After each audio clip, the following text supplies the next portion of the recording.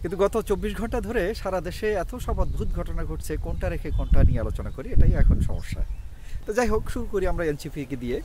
NCP 24-এর গণ অভ্যুত্থানে যেসব শিক্ষার্থীরা নেতৃত্ব দিয়েছিল তাদের কিছু অংশ পরবর্তী সময়ে একটি রাজনৈতিক সংগঠন গঠন করে এবং অভিযোগ ছিল এই রাজনৈতিক সংগঠনটি তত্ত্বাবধায়ক তথা অন্তর্বর্তীকালীন সরকারের যিনি প্রধান উপদেষ্টা তার তত্ত্বাবধানে তার এক সময়ে যে রাজনৈতিক সংগঠন গড়বার যে ইচ্ছা বা মানস ছিল সেটারই প্রতিফলন এই ছাত্র শক্তি থেকে এনসিপিতে আসা আর কি, নাগরিক শক্তি থেকে এনসিপিকে বরাবরই সরকারের ভেতর থেকে গড়ে ওঠা একটি দল তথা কিংস পার্টি হিসাবে কেউ বলছিল।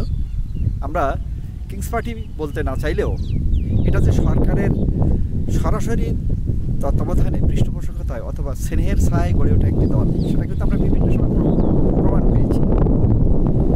যদিও বরাবরই এনসিপি অস্বীকার করেছে সরকারের সঙ্গে তার সংশ্লিষ্টতা, বা সরকারও সরাসরি বলবার চেষ্টা করেছে তাদের সঙ্গে এনসিপির সম্পর্ক নেই, কিন্তু খোলা চোখে কিন্তু আমরা সেটা অনুভব করতে পারি।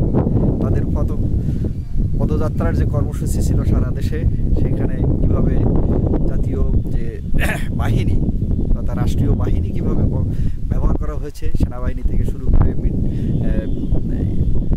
বর্ডার গার্ড, পুলিশ সহ অন্যান্য যেসব বিশেষ বাহিনী কীভাবে তাদেরকে প্রহারা দিয়ে গার্ড দিয়ে তারা এক জায়গা থেকে আরেক জায়গায় মুভ করেছে, এটা দৃষ্টিকোণ।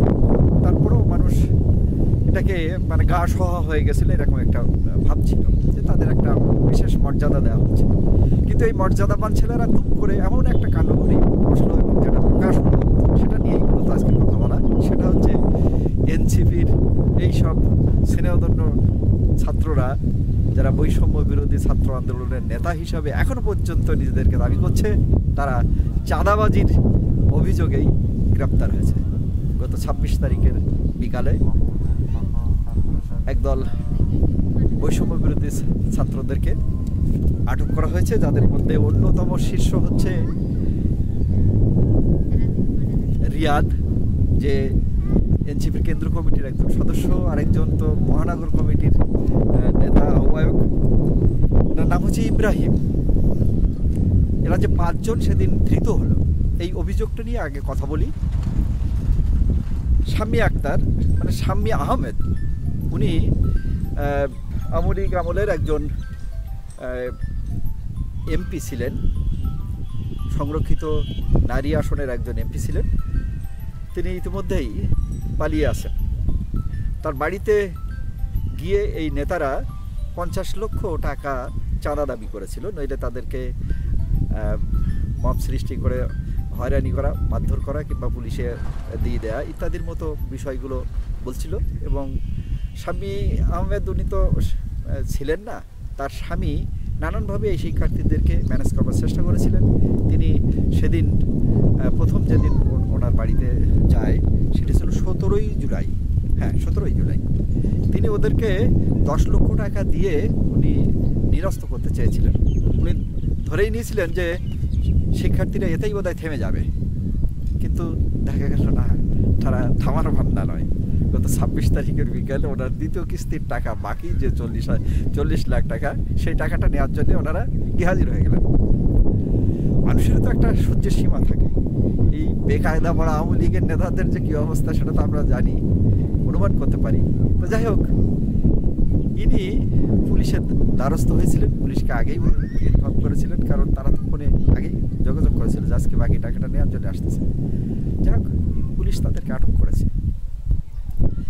আটক করার পরপরই সন্ধ্যায় এই যে এনসিপি তাদের ছাত্র সংগঠন গণতান্ত্রিক ছাত্র সংসদ, তারা কেন্দ্রীয় কমিটি বাদে সারা দেশের কমিটি বিলুপ্ত ঘোষণা করেছে। কেন? ঢাকা মহানগর কমিটির কতিপয় শিক্ষার্থীরা এরকম একটা অপকর্ম করেছে, তার জন্য তাদেরকে শাস্তি তো দেওয়াই যেতে পারে, কিন্তু সারা দেশের কমিটি কেন বিলুপ্ত করা হলো?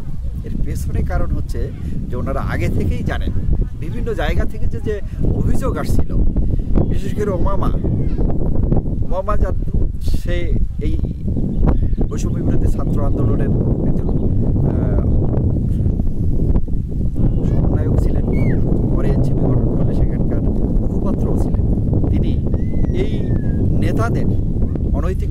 সরকারের প্রতি বিরক্ত হয়ে তিনি দল ছেড়েছিলেন। সেই ওবামাও অভিযোগ করেছিলেন সারা দেশের এনসিপির নেতারা কিভাবে চাঁদাবাজি করছে।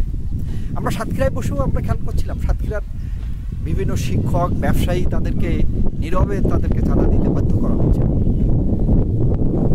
বিষয়টি